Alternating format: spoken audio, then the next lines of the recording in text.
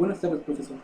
Nosotros somos el equipo de neófitos electrónicos, compuesto por José Manuel Ávila Rebollo, Miguel Ángel Acosta Pérez, Juan Manuel Álvarez Ortiz, Rafael Rodríguez Rosas, Juan David Rojas Vallejo y su servidor, Luis Andrés Zúñiga Montezuma. A lo largo de esta presentación vamos a ver diversos temas, como lo son la electrónica análoga, materiales semiconductores extrinsecos, fabricación de estos materiales, construcción de semiconductores tipo P y tipo N, y la unión de estos últimos dos semiconductores. A continuación, yo les voy a hablar un poco acerca de la electrónica análoga. La electrónica análoga es una rama de la electrónica en cuyas variables, normalmente tensión, corriente, etc., estudian cómo varía con el tiempo. Normalmente puede tener valores infinitos. Más que nada se dedica a estudiar conductores y semiconductores. La diferencia principal entre su contraparte en la electrónica digital es que mientras en la electrónica análoga hay diodos que hacen que con el tiempo se varíe la electricidad, uno intenta ser lo más exacto posible en lugar de en la digital, donde usted ya define lo que viene siendo los valores. Un ejemplo claro es que si midiéramos un circuito, a lo mejor la corriente nos daría a 24.333333338, y si el sistema que estamos usando es suficientemente preciso, entonces lo va a medir, y si no, pues no va a seguir hasta después de los primeros tres. En cambio, en un sistema digital, pues nosotros directamente le pondríamos 24.8 y se quedaría como 24.8 y no cambiaría nunca. Ah, Además de esto, pues la electrónica analógica puede abarcar unos cuantos campos. Algunos de ellos son la dinámica, que se traslada ondas o vibraciones en un sistema eléctrico, y la electrónica hidráulica, la cual es, por ejemplo, una corriente de agua en una superficie plana, o los engranajes de un reloj haciendo funcionar el reloj. Um, y sería todo por mi parte. A continuación van a hablar acerca de los materiales semiconductores extrínsecos. Gracias. Hola, mi nombre es Miguel Ángel Acosta Pérez y yo les voy a hablar sobre los semiconductores excíntrecos. Los semiconductores excíntrecos tienen por un proceso conocido como dopante, que consiste en una introducción de impurezas de forma controlada. En función del dopante se puede obtener semiconductores positivos y semiconductores negativos. Los semiconductores negativos son obtenidos por la adición de dopantes con más valencias que el semiconductor de partida. En el caso del silicio se utilizan dopantes pentavalentes, por ejemplo el fósforo. En cada átomo del fósforo quedará un electrón sin formar un enlace. Este electrón puede brincar a la sala de conducción, pero no deja ningún hueco, por lo que se dice que estos dopantes son donadores de electrones y que darán más cargas negativas en la banda de conducción que positivas en la banda de valencia. La conductividad del material aumenta enormemente, hasta 24.100, añadiendo tan solo un átomo donador por cada 1000 átomos de silicio. Bueno, ahora a continuación seguirán los semiconductores positivos. Los semiconductores positivos son contrario a los semiconductores negativos. Utilizan elementos con menos valencia que los semiconductores de partida. En el caso del silicio se utilizan dopajes trivalentes, por ejemplo el boro. Se dice que estos dopantes son aceptadores de electrones. Les quedan huecos en la banda de valencia donde pueden saltar electrones, absorbe energía en lugar de hacerlo la banda de conducción. Y se genera un balance neto de cargas positivas. La banda de valencia superior a las cargas negativas, la banda de conducción. Hola a todos, mi nombre es Rafael Rodríguez Rosas, soy del equipo 2 Neófitos Electrónicos, de la materia Principios Eléctricos y Aplicaciones Digitales. Hola, me tocó investigar el tema de fabricación de los materiales extrínsecos generalmente. Clasificación de los semiconductores. Son extrínsecos e intrínsecos de tipo P y tipo N. Los semiconductores extrínsecos se obtienen mediante un proceso conocido como dopaje y que consiste en la introducción de impurezas dopantes de forma controlada en semiconductores intrínsecos. En función del dopante utilizado se puede obtener semiconductores de tipo P positivos o semiconductores de tipo N negativos. Existen dos materiales extrínsecos de gran importancia para la fabricación de dispositivos semiconductores de tipo N y tipo P. Los semiconductores extrínsecos tipo N se crea a través de la introducción de elementos de impureza que poseen 5 electrones de valencia pentavalentes, de los cuales son antimonio, arsénico, fósforo. En el caso del silicio, que es tetravalente, se utilizan dopantes pentavalentes, por ejemplo, fósforo. En cada átomo de fósforo quedará un electrón sin formar enlace.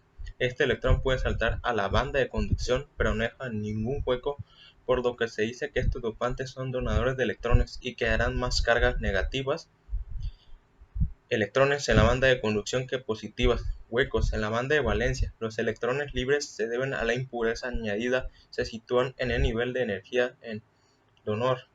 La conductividad del material aumenta enormemente hasta que 24.100, añadiendo tan solo un átomo donador por cada 1000 átomos de silicio. Tipo N se llama portador mayoritario y el hueco es el portador minoritario.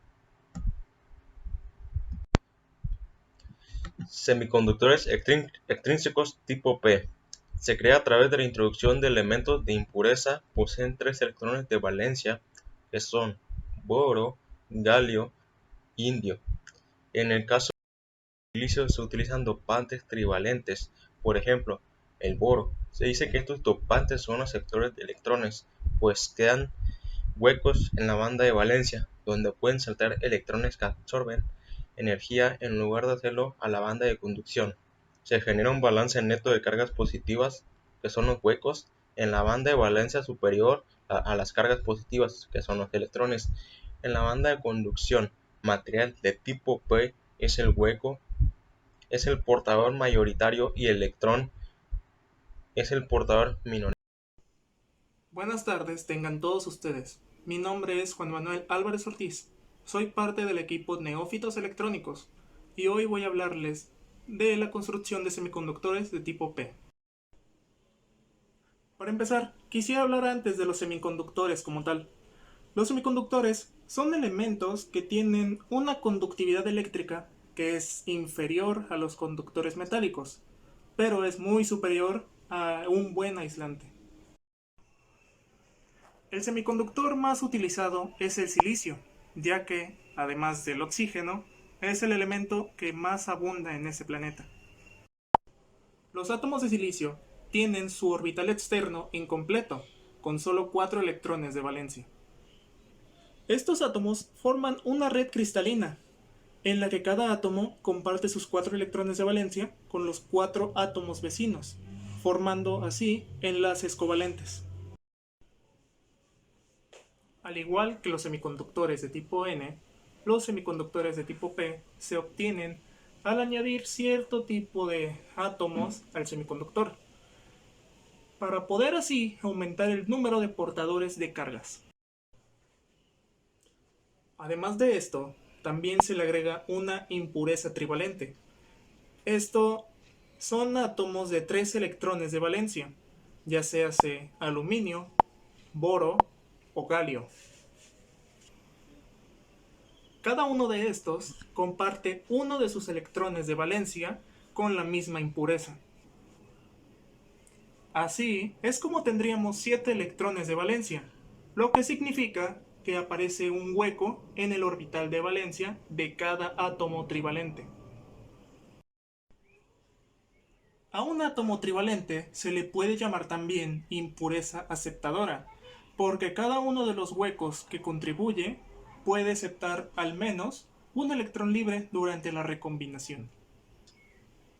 Ahora, con respecto a la recombinación, se le conoce así al proceso por el cual los electrones pueden caer desde el estado energético correspondiente a la banda de conducción a un hueco en la banda de valencia, haciendo que así se libere energía. Ahora, volviendo a lo de los huecos, estos se denominan portadores mayoritarios, porque superan en número a los electrones libres, siendo estos últimos los portadores minoritarios. Ahora voy a hablar de los portadores mayoritarios y los portadores minoritarios. Los mayoritarios son las partículas cuánticas encargadas de transportar la corriente eléctrica, que se encuentra en exceso en un material semiconductor dopado ya sea como tipo N o dopado como tipo P. Mientras que los portadores minoritarios son aquellas partículas cuánticas encargadas del transporte de corriente eléctrica, que se encuentran en menor proporción esta vez en un material semiconductor, ya sea que pueda estar dopado con tipo N o bien dopado con tipo P. Y bueno, por mi parte, esto sería todo. Mi nombre es José Manuel Ávila Rebollo y mi tema es semiconductores tipo N. Un semiconductor tipo N se obtiene llevando a cabo un proceso de dopado añadiendo un cierto tipo de átomos al semiconductor para poder aumentar el número de portadores de cargas libres. Cuando se añade el material dopante, aporta sus electrones más débilmente, vinculados a los átomos del semiconductor. Este tipo de agente dopante es también conocido como material donante, ya que da algunos de sus electrones. Este tipo de agente dopante es también conocido como material donante, ya que da alguno de sus electrones.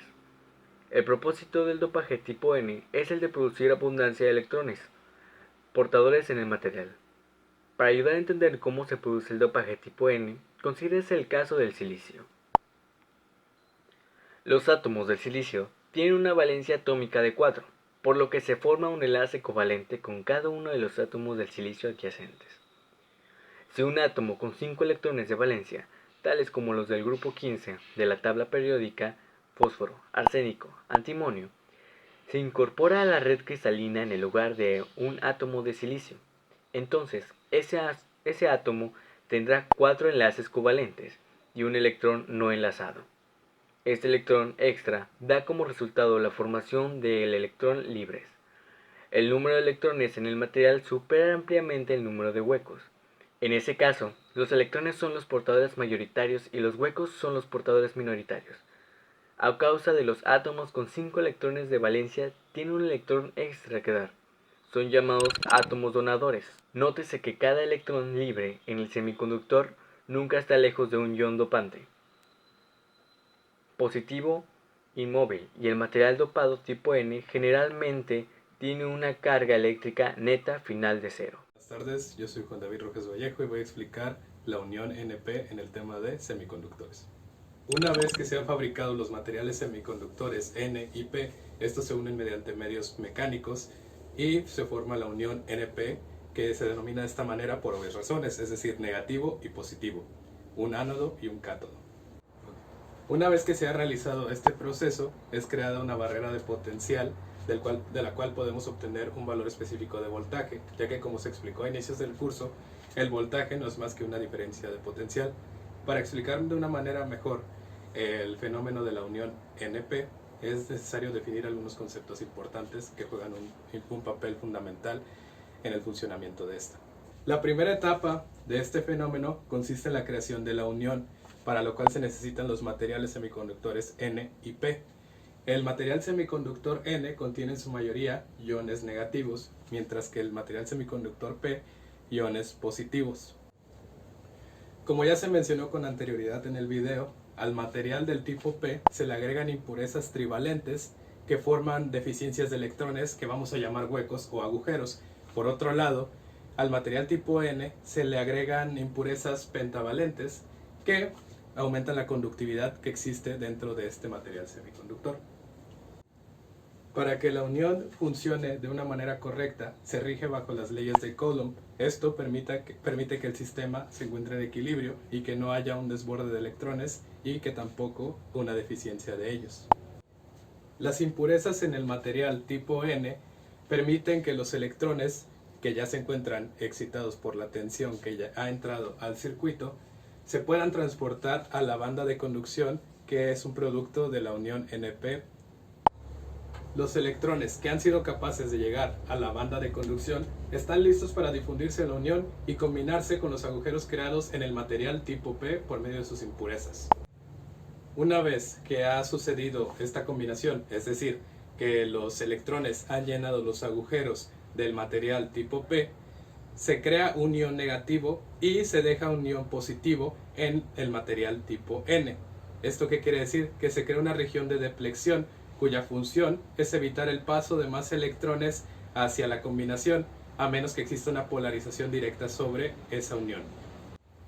Como comentario, el ion negativo se crea en el material tipo P, mientras que el ion positivo que se deja está en el material tipo N. Ya que hemos explicado la formación de la unión NP, vamos a explicar cómo funciona su polaridad. El primer tema sería el equilibrio de la unión NP. Se dice que la unión se encuentra en equilibrio bajo las leyes de Coulomb, es decir, se crearon iones negativos en el material semiconductor tipo P que repele a los electrones que se quedaron en el material semiconductor tipo N. Asimismo, los iones positivos que se dejaron en N atraen a los electrones de su mismo material semiconductor. Por ende, se dice que la unión se encuentra en equilibrio. A esto le llamamos la barrera de Coulomb. El segundo tema que tenemos es la polarización directa. Aplicada una tensión, cuando esta polarización funciona de esta manera, permite que los electrones sean impulsados hacia la barrera de Coulomb en la región de deplexión, de modo que se debilita la barrera de potencial creada con anterioridad cuando se unieron los materiales N y P. Los electrones y los huecos de N y P respectivamente que ya se han combinado van a ser impulsados hacia la unión superando la barrera de Coulomb, y de esta manera la polarización será directa, es decir, el flujo va a ser de positivo a negativo, es decir, de izquierda a derecha. De una manera más clara, podemos definir la polarización directa de una manera en que el lado P, es decir, el positivo, se hace todavía más positivo aplicada la tensión, y por ende el lado N se hace todavía más negativo. Es por esto que los huecos se mueven hacia la derecha y los electrones del lado N hacia la izquierda. El tercer concepto que vamos a definir es la polarización inversa.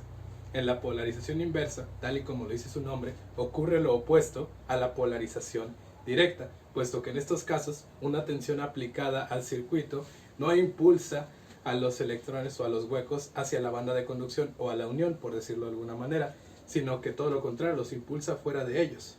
Por ende, no existe un flujo de energía. De una manera más clara, no existe la combinación entre agujeros y electrones de la cual hablamos con anterioridad. Por ende, no existe una unión estable y no hay equilibrio. Los electrones son impulsados fuera de la unión. Como comentario sobre la polarización inversa, cabe mencionar que sí existe una corriente inversa que se abre paso a través de la unión y que es de muy baja intensidad. Esto por consecuencia del desprendimiento de electrones y por defecto de la temperatura. Si la polarización inversa con una tensión aplicada permanece durante mucho tiempo, a la larga o en algún punto cercano, los electrones comenzarán a desprenderse en grandes cantidades, creando una avalancha de electrones, y se desprenderán de la red cristalina, causando una ruptura, y que además de esto ocurre un deterioro en el material semiconductor. Como comentario también, decimos que es por defecto de temperatura, ya que al estar a una temperatura muy alta existe un desprendimiento de electrones de igual manera. Entonces, para que una unión funcione de manera correcta, debe haber una temperatura baja. Algunos ejemplos de los materiales semiconductores más utilizados en la electrónica son los diodos. Estos pueden ser diodos rectificadores, diodos LED, diodos Zener, diodos de avalancha y entre otros tipos que existen. En conclusión sobre este tema, podemos decir que la unión NP no es más que la unión mecánica de los semiconductores positivos y negativos, es decir, el lado N y el lado P, el ánodo y el cátodo. La finalidad de utilizar estos materiales semiconductores en un circuito electrónico, tal como se mencionó anteriormente, como los diodos, no es más que permitir el flujo de corriente eléctrica dentro del circuito en un solo sentido, además de resistirlo y regularlo. La unión NP permite el paso de un determinado flujo de corriente, el cual podemos calcular como la corriente de difusión con la siguiente fórmula, donde ID es la corriente de difusión, BD es la capacidad de voltaje que tiene el semiconductor, BS es el voltaje aplicado al circuito y R es la resistencia que acompaña al circuito. Se puede definir el funcionamiento de los diodos de una manera más clara, es decir, como un interruptor que abre el circuito por debajo de una diferencia de potencial determinada y cierra el circuito por encima de una diferencia de potencial determinada de igual manera.